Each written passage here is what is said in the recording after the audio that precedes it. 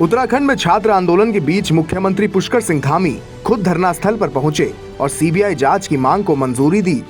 मुख्यमंत्री का सीधे आंदोलनरत छात्रों से संवाद और सीबीआई जांच की घोषणा जनता को और युवाओं को ये संदेश देता है कि सरकार संवेदनशील है और जनहित सर्वोपरि है। खासकर युवाओं और बेरोजगार वर्ग में ये निर्णय सरकार के प्रति भरोसे को मजबूती भी देता है। मुख्यमंत्री धामी ने इस फैसले से न केवल जनता का विश्वास जीता है, बल्कि राजनीतिक विरोधियों और पार्टी के भीतर छुपे विरोधियों दोनों को एक साथ साधने में भी सफलता पाई है।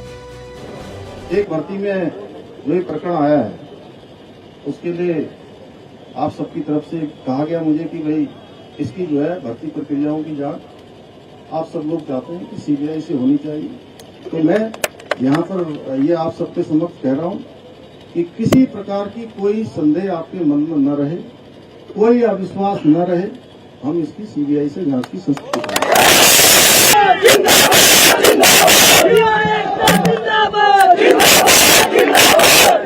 मैं पहले भी कह चुका हूं और आज फिर कह रहा हूं कि जितने भी परीक्षा देने वाले जो भी हमारे बच्चे हैं, हमारे भाई बहन हैं, मेरे बेटे बेटियां हैं, उन सभी के मुकदमे जो भी परीक्षा में भाग लेंगे वो हम स्वतः ही कोई हो तो एक लिस्ट बना के आप हमको दे देंगे, हम उनके सारे मुकदमे वापस।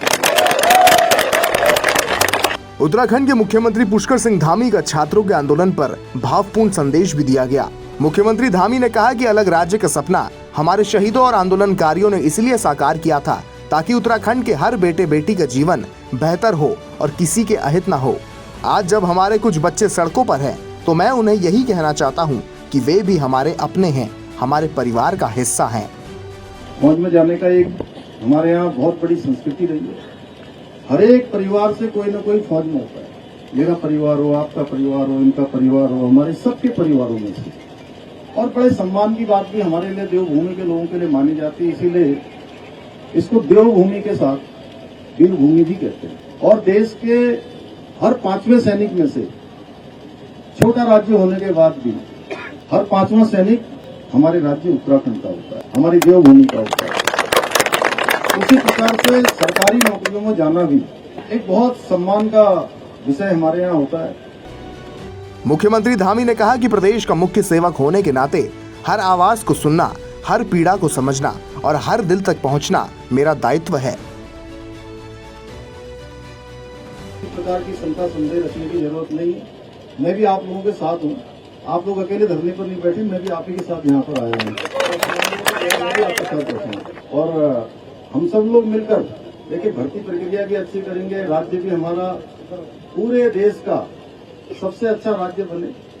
उसमें सबसे महत्वपूर्ण भूमिका अगर किसी की होने वाली है उस आत्मनिर्भर भारत में और उस विकसित भारत के संकल्प को पूरा करने में सबसे बड़ा योगदान किसी का होने वाला है तो हमारे सभी इन युवा साथियों का होने वाला है। इन्हीं के सहयोग से और उत्तराखंड हिंदुस्तान का हमारा श्रेष्ठ राज्य बने, उसमें भी हम सबको योगदान देना है। आंदोलन कर रहे युवा भी हमारे अपने हैं, इसलिए हमारी सरकार वर्ष 2023 में देश का सबसे पहला सख्त नकल विरोधी कानून लेकर आई। पर जैसा हमेशा होता रहा है, कुछ लोग कानून का उल्लंघन करते हैं। ऐसे हाकिमों और उनके हाकिमों को हम इस बार ऐसा सबक सिखाएंगे कि ऐसे लोग कभी भूल नहीं पाएंगे। पर मैं अपने छात्रों को बता देना चाहता हूं कि किसी के साथ भेदभाव या मनभेद की भावना हमारे मन में कभी नहीं रही। हम सब एक परिवार हैं और परिवार का उद्देश्य परिवार के सभी सदस्यों का कल्याण होता है। मैं सभी से आग्रह करता हूं कि संवाद और विश्वास की राह पर हम सभी आगे बढ़ें और मिलकर उत्तराखंड को देश का श्रेष्ठ राज्य बनाने के अपने विकल्प रहित संकल्प को मिलकर पूर्ण करें।